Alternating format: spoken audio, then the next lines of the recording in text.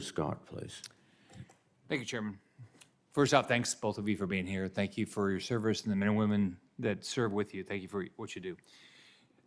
First, John Correll, can you talk about why we're, what's caused us to put all these assets in the Red Sea area? Why are you there?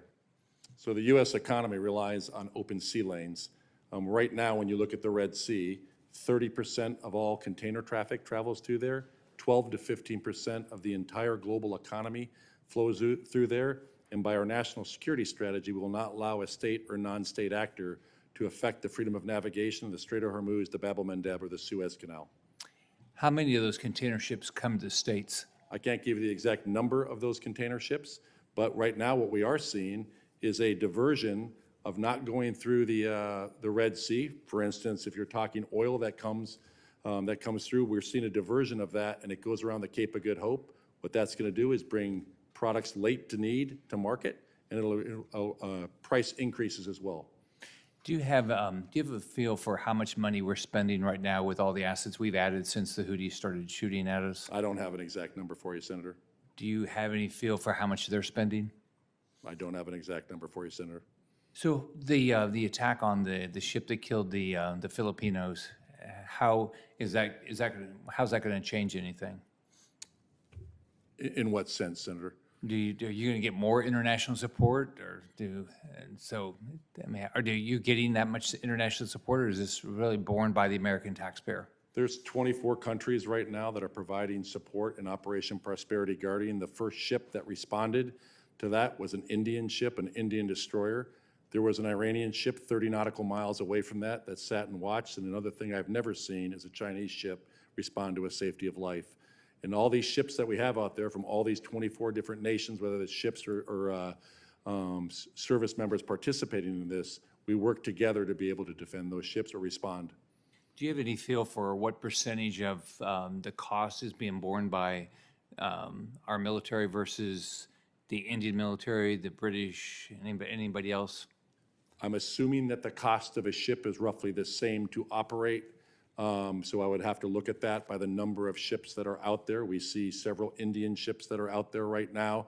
There are several European ships that are out there as well. Okay. So what we've done so far, do you feel like it's not stopping anything, right? The Houthis haven't changed. So if we look at the campaign for establishing freedom of navigation, protect those ships, and we protect our U.S. ships we are escorting to degrade Houthi offensive capability.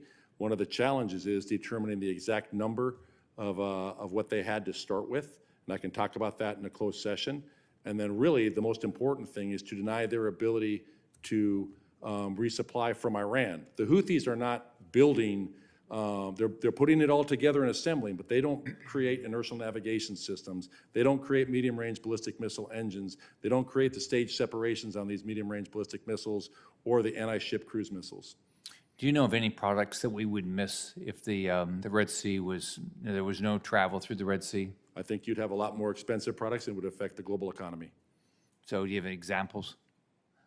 I think the stuff that flows through the Red Sea in terms of products, I think you would see products late to need. You also have shipping containers there'll be a shortage of. The market will adjust. Free markets adjust, and what you'll see is a higher price of commodities. Yeah. Thank you. Chair Langley, can you talk about why we care about what's happening in Africa right now? I mean, if you tell the American taxpayer, why are we there? Why are we spending the money we're spending there? Thanks for that question, Senator. For access and influence, I'd say that a number of countries are at the tipping point of actually being captured by the Russian Federation, as they are spreading some of their false narratives across Libya. And from a strategic answer piece, access and influence across the whole Maghreb, that is NATO's southern flank.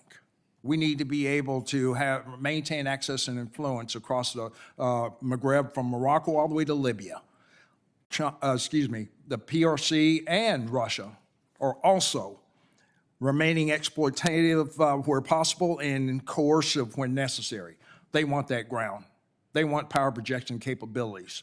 So for the most part, the rest of the continent is also for mining concessions. whether it be gold or rare earth minerals. Both of them have a long-range plan. But I think at the accelerated pace, Russian Federation is really trying to take over Central Africa as well as the Sahel. Thank both of you. Thanks. Senator Scott, Senator Blumenthal, please. Thank you, Mr. Chairman. Thank you both for your service and